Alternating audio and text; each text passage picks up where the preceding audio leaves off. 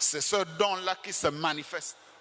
Et on a dit, dans le don de la parole, nous avons lu dans Éphésiens chapitre 4, au verset 8 à 11. Jésus étant monté au ciel, il a fait des dons aux hommes.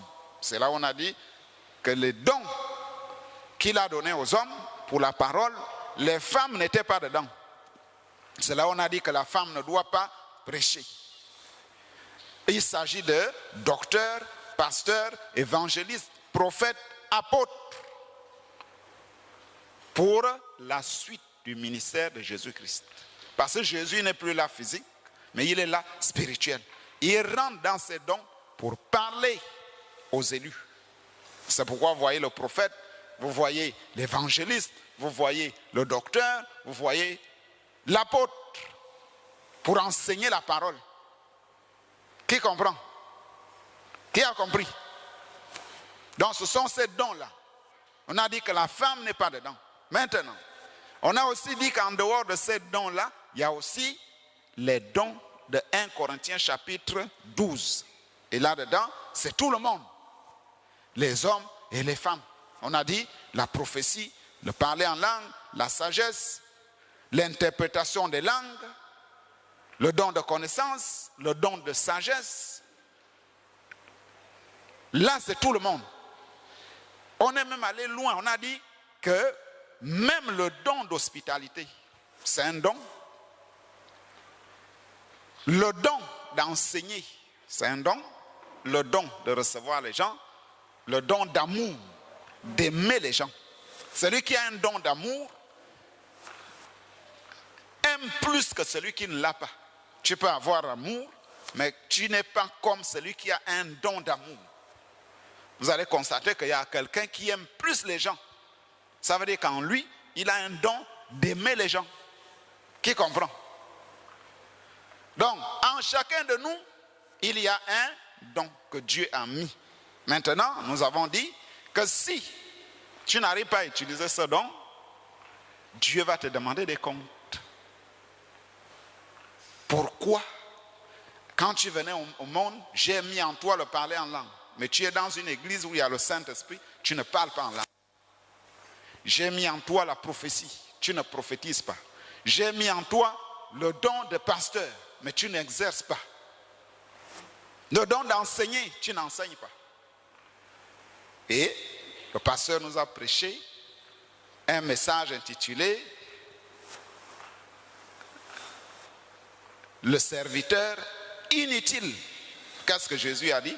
Il dit quand il va venir, le serviteur inutile, on a dit liez-le et jetez-le dehors. Et c'est comme ça qu'il a dit que celui qui a plus, on donnera même encore. C'est pourquoi vous allez voir qu'il y a quelqu'un qui a le don de parler en langue, prophétiser, il prêche la parole, il voit les visions, comme le prophète William Branham, comme Martin Luther. On dit que Luther avait les 9 dons spirituels. Il parlait en langue, il prophétisait, il avait des visions, il prêchait la parole, tout. Mais toi qui as un seul, tu ne fais rien. Tu connais chanter, quand on demande de chanter, tu ne chantes pas.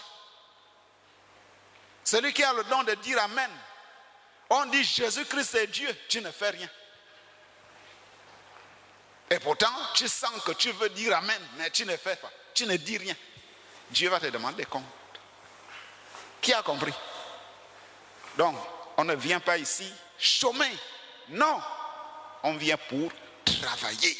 Chacun doit demander à Dieu, qu'est-ce que tu m'as dit de faire quand tu m'as envoyé sur la terre? Qui a compris? Voilà. On acclame. Donc on a parlé du don spirituel que Dieu met en l'homme. On a su faire la part des choses. Le don de la parole et les dons qui concernent tout le monde. On a aussi dit qu'il y a le don d'imposition des mains. Il y a le don de foi. Il y a les dons de miracles. Alors, le sujet c'était quoi? C'était quoi le sujet? Dimanche dernier, oui. La venue de Jésus-Christ. La venue de Jésus-Christ. On acclame. La venue de Jésus-Christ. On peut dire que c'est la première venue. Et on a dit que cette venue avait été prophétisée dans l'Ancien Testament, en commençant par la Genèse. Là où Dieu a dit que la semence de la femme écrasera la tête du serpent. La semence de la femme, c'était Jésus. La semence de la femme devait être un homme. C'était lui, l'arbre qui était au jardin d'Éden. L'arbre de la connaissance du bien. C'était Jésus, l'arbre de vie. Et on a dit que la semence du serpent, c'était la descendance de Satan, c'est-à-dire les fils de Satan, les fils du malin. Et quand Jean-Baptiste est venu, il les a appelés race de vipères. Il dit, qui vous a appris à fuir la colère à venir?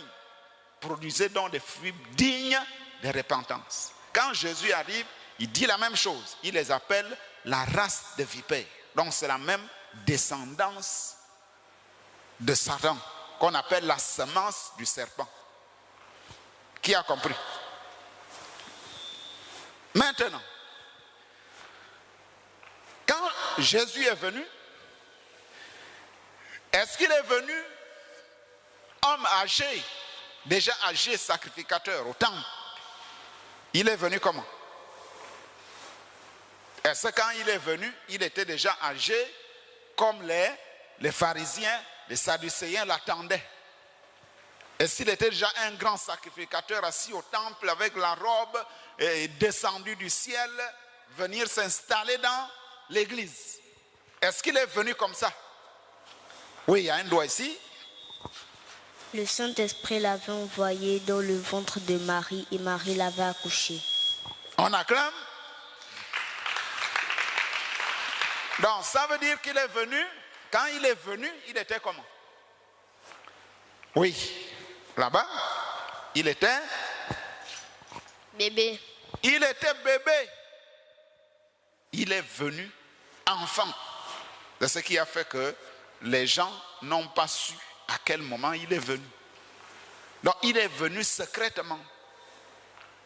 Et nous avons lu dans Ésaïe chapitre 9, verset 6, on a dit, car un enfant nous est né, cette prophétie est donnée des centaines d'années avant que Jésus ne naisse. Donc, Ésaïe avait dit, l'Esprit du Seigneur est sur moi. Donc, le Saint-Esprit était sur lui à cette époque-là. Et il a donné une prophétie. Il a dit, écoutez, enfants d'Israël, un enfant nous est né, un fils nous est donné, et la domination reposera sur son épaule, c'est-à-dire sera celui qui domine. On l'appellera admirable, conseiller, Dieu puissant, Père éternel. Ça veut dire que cet enfant qui est né, c'est le Père éternel. C'est ce qui nous fait dire que Jésus est, il est quoi? Jésus est, qui a compris? Oui, il y a un doigt ici. Jésus, Le Fils de Dieu. quand on dit cet enfant est Père éternel, ça veut dire que Jésus est quoi? Oui, il y a un doigt ici. Dieu. Jésus est Dieu. On acclame, on acclame. Ça veut dire que Jésus est Dieu. Ça veut dire que le Dieu invisible que les gens voyaient, ou bien ils entendaient des voix, ils le voyaient dans la colonne de feu, ils ne voyaient personne, mais ils voyaient un grand feu. À l'intérieur de ce feu, il y avait un homme qui parlait à Moïse. C'est le feu que vous voyez sur la photo du prophète. C'est le même feu que vous voyez là, la lumière blanche là. La journée, c'est la nuée. La nuit, c'est un feu. Et à l'intérieur du feu, vous allez voir, il y a la face d'un homme. C'est lui qui parlait à Moïse. Il dit, Moïse, Moïse, enlève tes souliers. C'est lui. Et quand il arrive sur la terre, il devient un homme. C'est pourquoi nous avons lu dans Michée. Michée chapitre 1, au verset 3, il est dit, car voici, l'Éternel sort de sa demeure. Il quitte là où il habite. Et on a dit que la demeure de Dieu, c'est quoi? Qui se souvient? La maison de Dieu, c'est quoi? Oui? L'homme. C'est La colonne de feu. la colonne de feu. On acclame, on acclame, on acclame. C'est très bien ça. La maison où Dieu habite. Mais regardez seulement. Est-ce que vous voyez la nuée là? Vous voyez autour, il y a une nuée blanche. Qui voit? Tout le monde voit, non? À l'intérieur de la nuée, il y a quoi? Il y a une face. C'est la face d'un homme. L'homme là s'appelle... Il s'appelle... Jésus-Christ. Jésus-Christ. Donc, vous voyez, la Bible dit, il sort de cette demeure-là, de cette maison, et il vient, la Bible dit, il descend, il marche sur les hauteurs de la terre. Donc, il quitte la colonne de feu, il devient homme, et il marche sur la terre. Qui comprend ça? C'est pourquoi nous disons que Jésus est Dieu. Si quelqu'un veut te dire non, il était le Fils, non. Le Fils, quand on dit le Fils, c'est la fonction.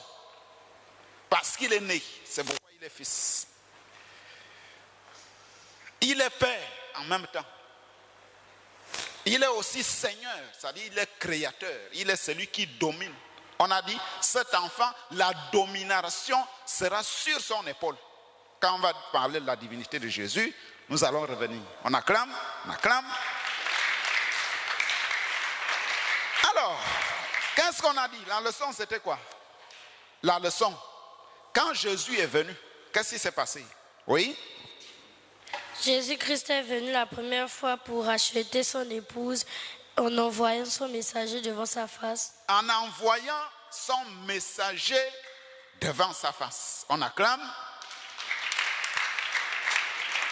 Jésus est venu la première fois en envoyant. Il est venu pour racheter, c'est-à-dire pour payer la dot.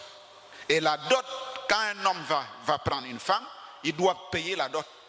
La dot, c'est l'argent et le matériel que les parents demandent. Qui a déjà assisté à une dot?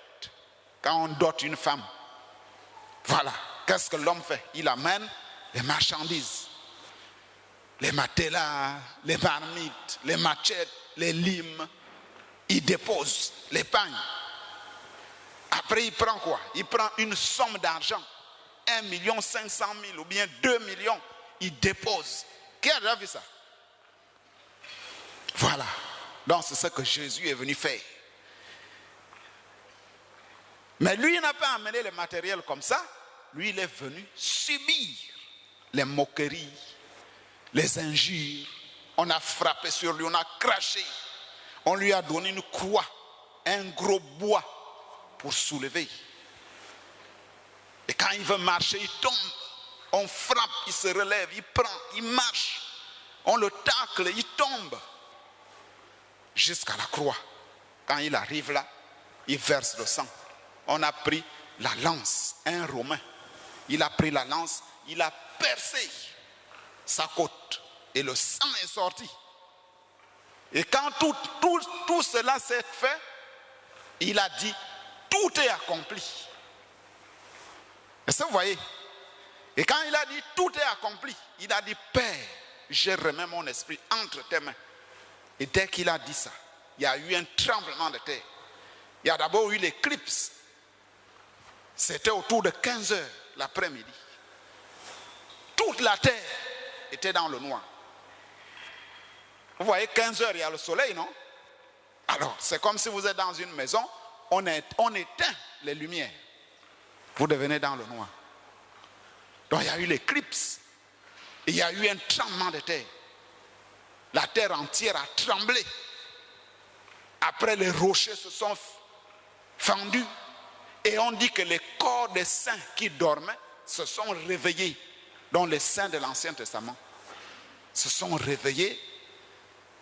Mais ils attendaient que Jésus sorte de la tombe pour qu'il marche sur la terre. Quand cela s'est passé, le Romain voyait. Il a dit, effectivement, cet homme était fils de Dieu. Mais c'était trop tard. Le temps qu'on lui a donné, quand Jésus faisait toutes ces choses, il était là.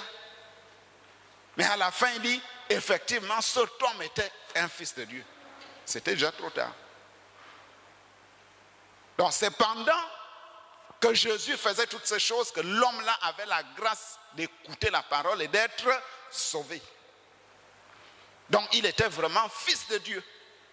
Donc voilà l'Éternel qui est sorti de sa demeure. Il est venu marcher sur la terre. Le sang qui a été versé, c'était pour racheter l'épouse de Christ. Pour que le diable ne dise pas, Dieu, vous me devez. Non. Quand quelqu'un va épouser une femme, dès qu'il a donné la dot et l'argent, la femme lui appartient. Les parents ne peuvent plus venir dire, oh, il faut qu'elle vienne encore chez nous. Non. Dès que Jésus a versé son sang, nous lui appartenons. Nous n'appartenons plus à Satan. Qui a compris? C'est ce qu'il est venu faire. Et quand il a fini de faire ça, il est mort, on l'a enterré, il est ressorti le 3e jour, 10 jours après, 40 jours après, il est monté au ciel. Il est revenu à la Pentecôte. Est-ce que vous voyez? Sous la forme du Saint-Esprit. Et c'était la première venue. Alors, qu'est-ce qu'on a dit? Il a envoyé un messager devant sa face. On a pris l'exemple quand un président veut aller en Toum. Le président Oligui veut aller en Toum. Il envoie des gens pour aller voir le terrain. Est-ce que la route est bonne? Est-ce que la maison là où il va habiter, est-ce que c'est bien? Est-ce que vous voyez? Ces gens-là vont visiter le terrain, ils vont regarder, est-ce qu'il n'y a pas un espion qui est caché quelque part? Tout ça, ils vont visiter. Après, ils vont maintenant aller dire au président, tu peux maintenant aller. Est-ce que vous voyez? Ça, c'est le naturel. Maintenant, dans le spirituel, Dieu fait la même chose. C'est pourquoi le prophète dit que le naturel est le type du spirituel. Quand Jésus devait venir, il dit, j'envoie mon messager devant ma face. Ensuite entrera dans son temple le Seigneur que vous cherchez, le messager de l'alliance. Et on dit que c'est le Seigneur Jésus. Il a envoyé qui? Le nom de cet homme, c'était qui? L'homme qu'il a envoyé devant sa face, qui peut nous dire? Il s'agit de qui? Oui, là-bas, il y a un doigt. Il s'agit de Jean-Baptiste. Jean-Baptiste, on acclame. Il s'agit de Jean-Baptiste. On a dit que cet enfant, quand il est né, on lui a donné le nom de Jean. Les gens se sont posé des questions. Est-ce que dans la maison de Zacharie, il y avait un Jean? On a dit non. On a dit, l'ange a dit qu'on va l'appeler Jean. Maintenant, des jours après, on l'a appelé Baptiste. On a dit pourquoi? Pourquoi on l'a appelé Baptiste? Oui? Parce qu'il a baptisé Dieu. Parce qu'il a baptisé Les gens. les gens. On acclame, on acclame. Parce qu'il a baptisé les gens. C'est pourquoi on l'appelait Jean-Baptiste. Donc c'était un baptiste. On dit, c'est la première fois qu'on a vu les gens aller prendre le baptême. Nous lisons dans Luc chapitre 1, au verset 13, on a dit, mais l'ange lui dit, ne crains point Zacharie, car ta prière a été exaucée, ta femme Élisabeth enfantera un fils, et tu lui donneras le nom de Jean. Il sera pour toi un sujet de joie et d'allégresse. Et plusieurs se réjouiront en sa naissance, car il sera grand devant le Seigneur. Il ne boira ni vin ni liqueur. On a dit c'est pourquoi les enfants qui ont le Saint-Esprit ne doivent pas boire le vin. Un homme qui a le Saint-Esprit ne peut pas aller s'asseoir au bar, prendre la régarde, boire. Non. Même acheter pour aller boire à la maison, ça ne se fait pas. Une maison consacrée, on n'amène pas le vin. Pourquoi? Parce que d'abord, vous-même, vous êtes le temple du Saint-Esprit. Vous ne devez pas boire. Qui a compris? Qui comprend? Donc, cet enfant-là, Jean-Baptiste, ne devait pas boire ni vin ni liqueur.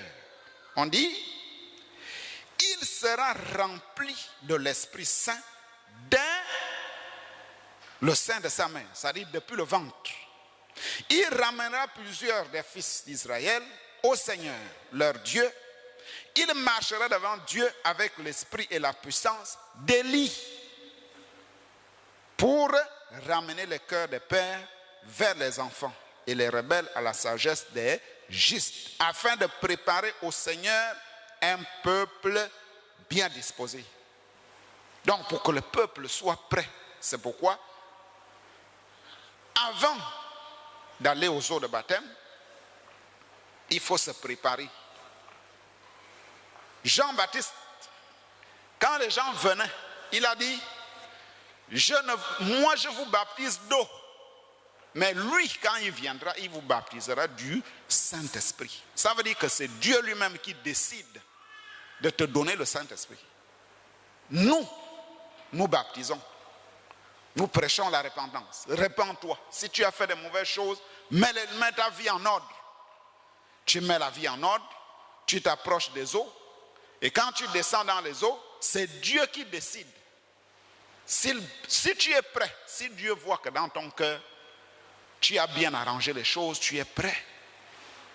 La Bible dit, repentez-vous et que chacun de vous soit baptisé au nom du Seigneur Jésus-Christ pour le pardon de vos péchés et vous recevrez le don du Saint-Esprit.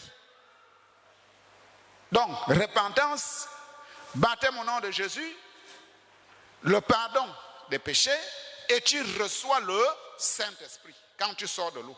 Normalement, quand tu sors de l'eau, tu dois avoir le Saint-Esprit. Qui comprend? Mais maintenant, quand on te dit repens-toi, tu te parles. Oh, j'ai volé. Tu t'arrêtes là. Oh, tu es un sorcier.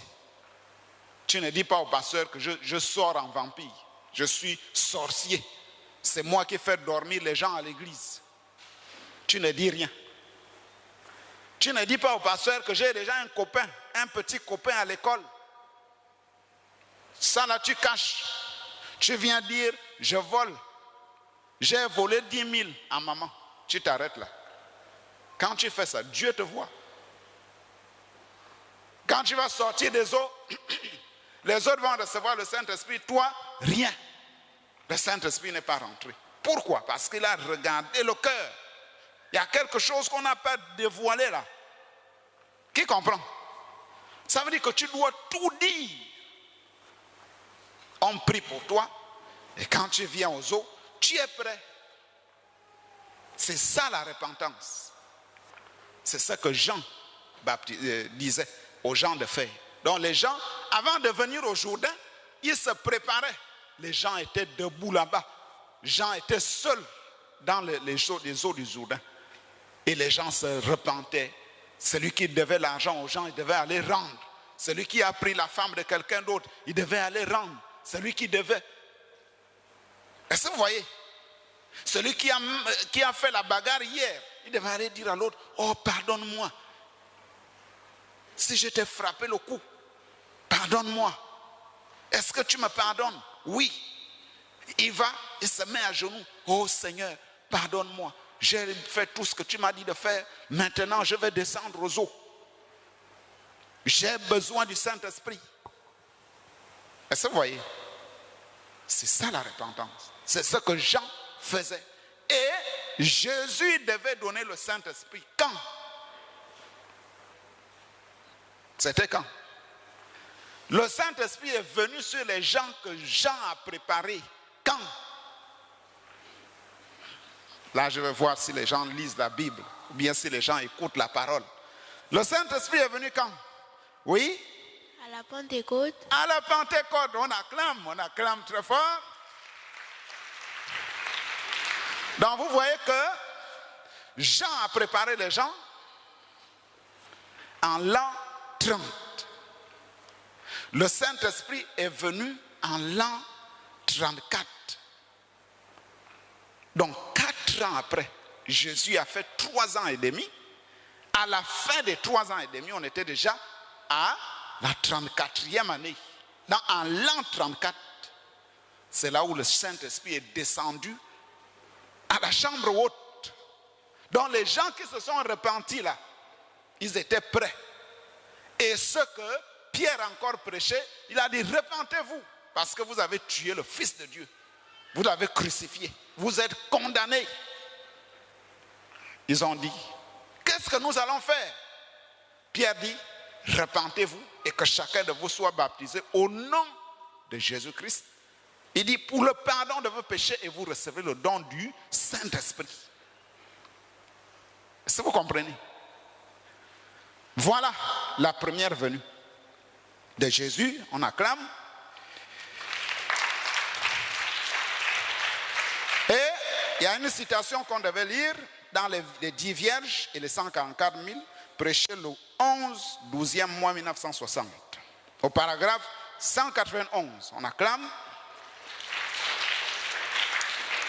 Le prophète dit: maintenant, souvenez-vous, comme je l'ai dit, tout va par 3. Sa venue va par 3. La première fois, il est venu pour racheter son épouse. La deuxième fois, il vient pour enlever son épouse. Donc nous, en ce moment, nous attendons l'enlèvement. Et l'enlèvement, on a dit, c'est la disparition des saints. Ceux qui ont le Saint-Esprit, qui sont prêts, dès que ce jour va arriver, on disparaît. Tu reviens de l'école, tu arrives à la maison, maman n'est plus là. Si tu étais bandit, ce qu'on prêche ici, tu ne mets pas ça en pratique. Papa et maman qui ont le Saint-Esprit vont disparaître. Tu mets France 24, oh, il y a un pilote qui a disparu. Il y a un pasteur dans une église qui a disparu. On va parler de ça. France 24 va parler. Comme eux, ils parlent de tout là. Vous allez voir toute une émission, les gens ont disparu. En Angola, les gens ont disparu. Au Gabon, les gens... On a constaté ça partout. Tu commences à pleurer. Et là, ce sera trop tard. Qui comprend? C'est ce que nous attendons maintenant.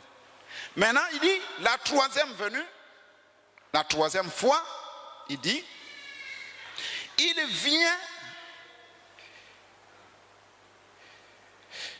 il dit, la première fois c'est pour racheter, la deuxième fois c'est pour la prendre, et la troisième fois il vient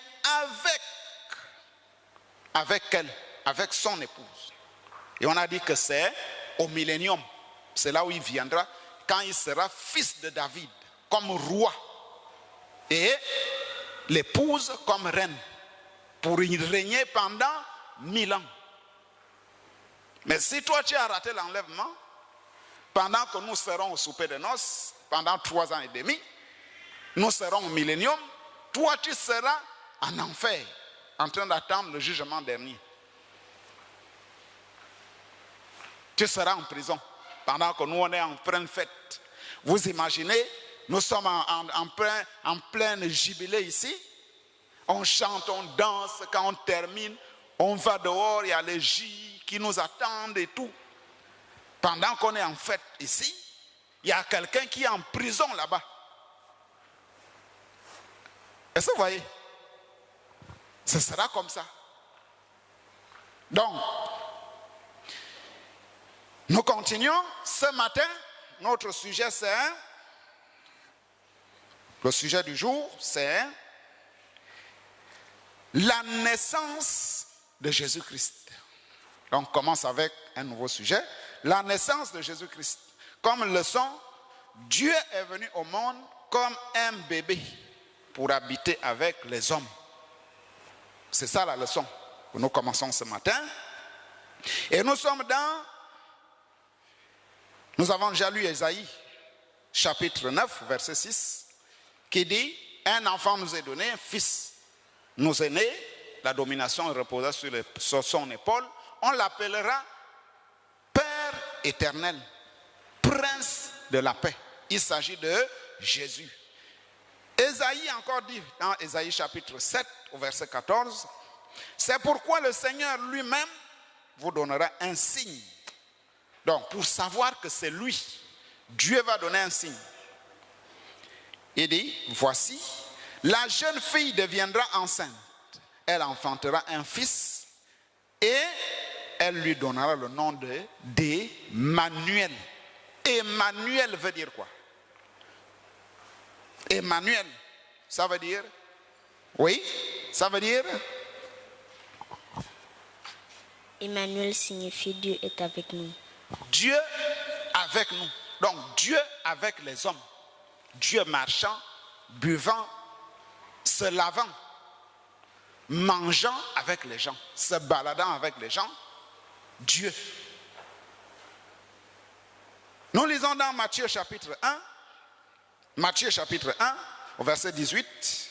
Voici de quelle manière arriva la naissance de Jésus, Christ. Marie, sa mère, ayant été fiancée à Joseph, se trouva enceinte par la vertu du Saint-Esprit, c'est-à-dire par la puissance du Saint-Esprit.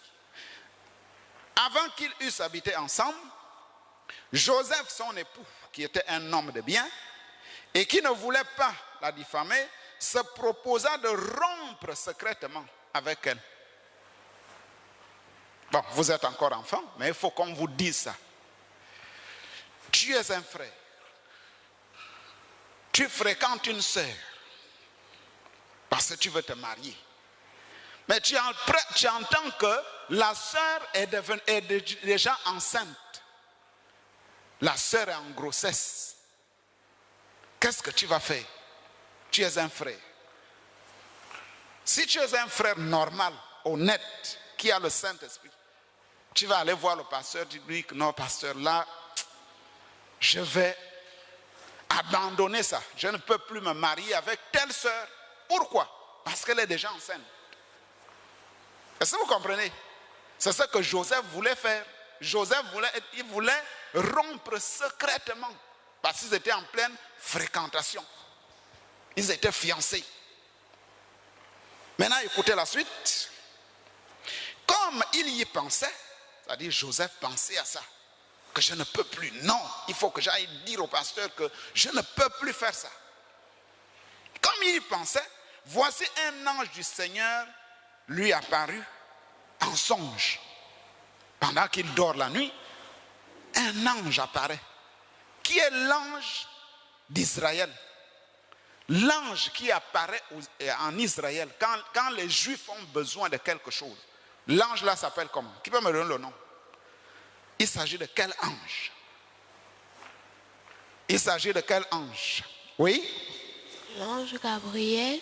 L'ange Gabriel. On acclame, on acclame. C'est l'ange Gabriel. C'est lui qui traite avec les Juifs. Quand les Juifs ont un besoin, c'est lui qui vient. Quand il s'agit d'une requête. Mais quand il s'agit du combat, c'est Michael lui-même. Alors, cet ange vient, il dit, Joseph, fils de David, ne crains pas de prendre avec toi Marie, ta femme. Pourquoi? Joseph sait que Marie est sa fiancée. Ils ont déjà fait des vœux. Je te promets que je serai un bon époux pour toi. La sœur aussi dit, je serai une bonne femme pour toi. Ils ont fait des vœux chez le souverain sacrificateur. Maintenant, le problème arrive. Il faut que Joseph aille dire au souverain sacrificateur que je ne peux plus l'épouser. Maintenant, quand Dieu voit ça, Dieu dit à Gabriel, va voir Joseph. Va lui parler. Alors, il dit, Il dit, ne crains point de prendre avec toi Marie, ta femme. Pourquoi Marie est femme de Joseph? Et pourtant, ils ne sont pas encore ensemble. Ils n'ont pas encore fait le mariage. Elle est la femme parce qu'ils ont fait des vœux. Ils ont fait la promesse du mariage. Donc quand tu fais la promesse, tu es déjà marié potentiellement. C'est-à-dire pour Dieu, tu es déjà marié. Qui comprend? C'est pourquoi vous, à l'école, n'allez pas dire à la païenne là, que non, je vais t'épouser. Il faut éviter ça. Si tu dis ça, et que la païenne là dit oui, tu es déjà marié. Donc c'est des choses à ne pas dire. Qui comprend? Voilà. Il dit, car l'enfant qu'elle a conçu vient du Saint-Esprit. Cet enfant-là vient de Dieu. Elle enfantera un fils et tu lui donneras le nom de Jésus. C'est lui qui sauvera son peuple de ses péchés. On dit, tout cela arriva afin que s'accomplisse ce que le Seigneur avait annoncé par le prophète Ésaïe. Voici la Vierge sera enceinte, elle enfantera un fils et on lui donnera le nom de Emmanuel. Ce qui signifie Dieu avec nous. Luc, nous sommes dans Luc chapitre 1, au verset 26. Est-ce que Jésus est né en décembre? Jésus est né quand? Oui, Jésus est né quand? En avril. En avril, on acclame. Jésus est né en avril. Jésus est né le 1er avril. C'est pourquoi je vous ai dit que si on voulait célébrer la naissance de Jésus, on devait faire ça le 1er avril. Et si on voulait faire la Pâque, comme les dénominationnels, les catholiques, tous ceux qui font la Pâque là, on devait faire la Pâque le 14 décembre. Pourquoi? Parce que cet agneau avait été gardé 14 jours. Et on l'a immolé le soir, entre deux soirs. C'est pourquoi nous prenons la Sainte Seine à minuit. Est-ce que vous comprenez? La Sainte Seine, quand on prend ça ici, c'est quand il est déjà 24 heures. Et Jésus, quand il faisait la Sainte Seine, c'était à la même heure. Qui comprend? Donc, la Bible dit, au verset 26, au 6e mois, l'ange Gabriel fut envoyé par Dieu, toujours l'ange Gabriel, dans une ville de Galilée appelée Nazareth, auprès d'une vierge fiancée à un homme de la maison de David. Joseph était de la tribu de Juda. David, pourquoi? Parce que David était de la tribu de Juda. Pourquoi? Parce que Jésus devait venir dans la tribu de Juda. Qui comprend? Pourquoi? Parce qu'il est le lion de la tribu de Juda. Ouais, Dieu ne fait rien pour rien. Donc il dit,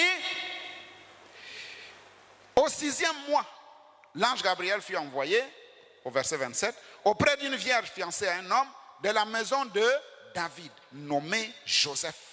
Le nom de la vierge était Marie. L'ange entra chez elle et dit, je te salue, toi qui as une grâce a été faite, le Seigneur est avec toi. Troublé par cette parole, c'est là où les catholiques ont pris ça. Ce n'est pas une prière.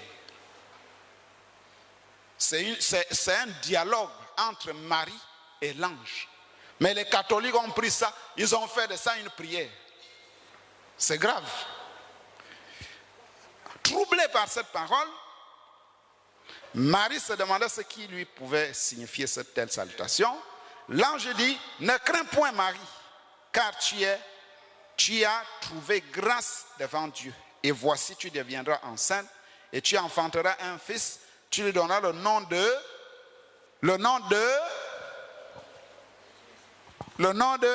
Jésus-Christ. Jésus. Prochainement, nous allons voir où est-ce qu'il est né, qu'est-ce qui s'est passé lors de sa naissance? Pourquoi il est né où? Il est né où? Oui? C'est pas à Nazareth. Il est né à Bethléem. Bethléem. On acclame, on acclame. Donc nous allons voir pourquoi il est né à Bethléem. Pourquoi il n'est pas né à Jérusalem, à Silo, à Jéricho, en Samarie? Pourquoi il était né à Bethléem? On acclame, on acclame.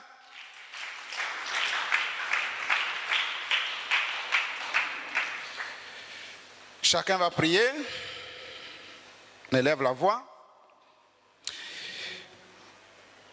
L'ange puissant qui est descendu, amené de cette tonnerre, l'ange puissant qui est descendu, amené de cette tonnerre, l'ange puissant qui est descendu, amené de cette tonnerre. Dieu, notre Père Céleste, nous arrivons, Dieu Tout-Puissant, à la fin de notre enseignement, Seigneur. Oh Dieu, là où tu es né, Seigneur Jésus. Père, nous voulons, Seigneur Jésus, que tes enfants puissent garder ces choses dans leur cœur. Alors que ton serviteur William Branham a dit que les enfants dans le monde entier ne connaissent pas, même pas la naissance de Jésus-Christ, même pas là où il est né, Seigneur Jésus, mais ils connaissent les acteurs de films et toutes ces choses, ces souillures du monde.